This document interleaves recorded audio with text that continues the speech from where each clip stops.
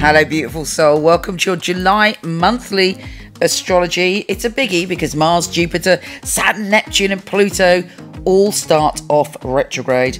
We also have a lunar eclipse and a solar eclipse. And actually, the eclipse of the moon is the longest eclipse for 100 years. So it's intense. Here is your monthly astrology.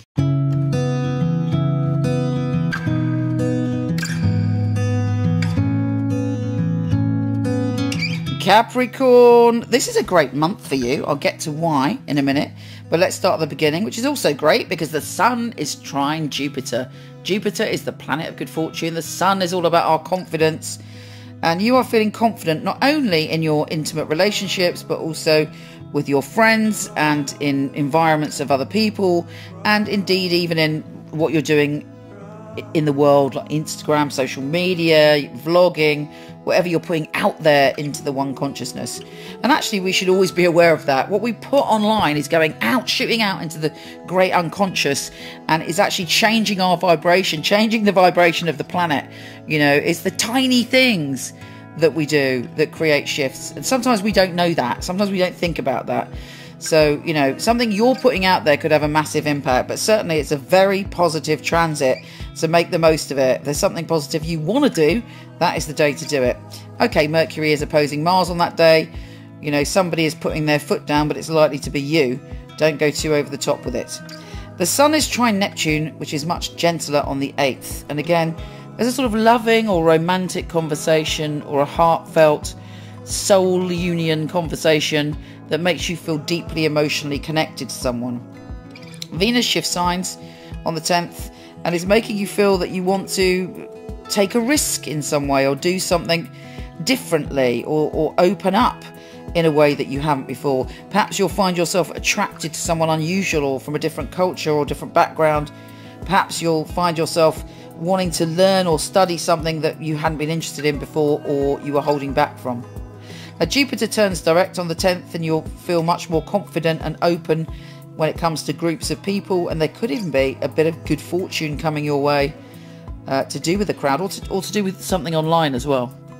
Venus is trine Uranus on the 12th, and that's a beautiful thing because Venus, as I said, is making you feel adventurous, and Uranus is bringing you a creative or love or sensual or sexy surprise, and you are like able to be spontaneous on that day more than usual, and you're more open to experiencing love and connection, which is quite a theme of this month: emotional relationships and adventure. Be careful that you're not again having an argument or trying to push your will on the 12th, or you may feel that someone's trying to dominate you or try and take away some of your power. You know, that's all an illusion. Make sure it's not, you know, don't go to an ego battle because it's not worth it. There's so many nice things going on this month in the heavens. It's worth focusing on those. The big news is, of course, it's the eclipse of the sun and the new moon. So there's a massive shift and change coming in your emotions, and it's opposing Pluto in your sign. So there is something big coming. It could be an internal shift. It could be an external shift. It could be the end of a relationship, the beginning of a relationship. It could be a change in the way that you see how you are in relationships. But whatever it is, it's very powerful, and it gives you the chance to have a rebirth, an emotional rebirth, and your relationships a reboot.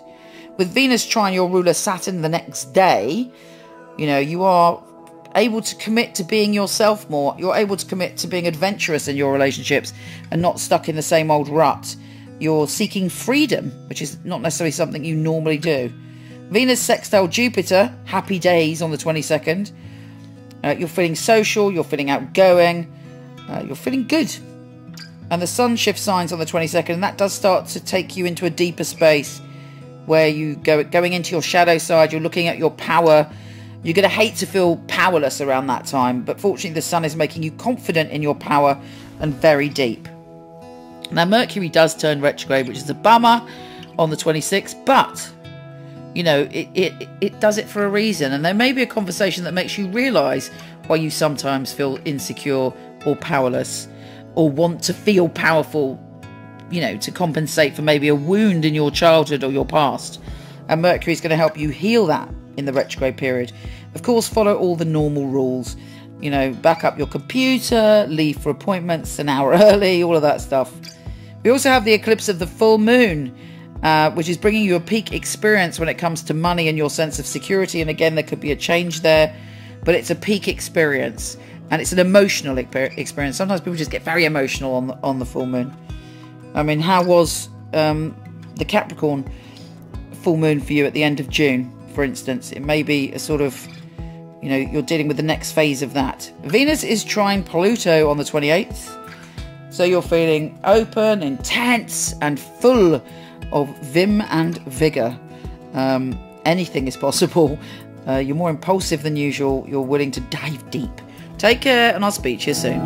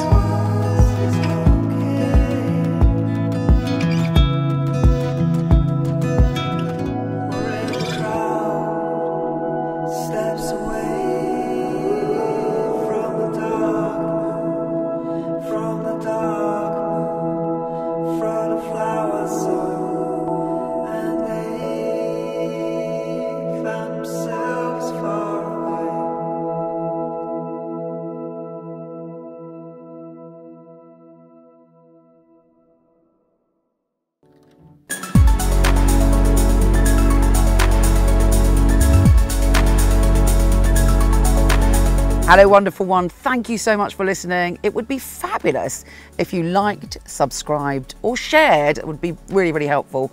Also, I have a ton of free stuff for you. Horoscope.co.uk for everything astrology, and micheleknight.com for everything psychic and free tarot reading. See you there.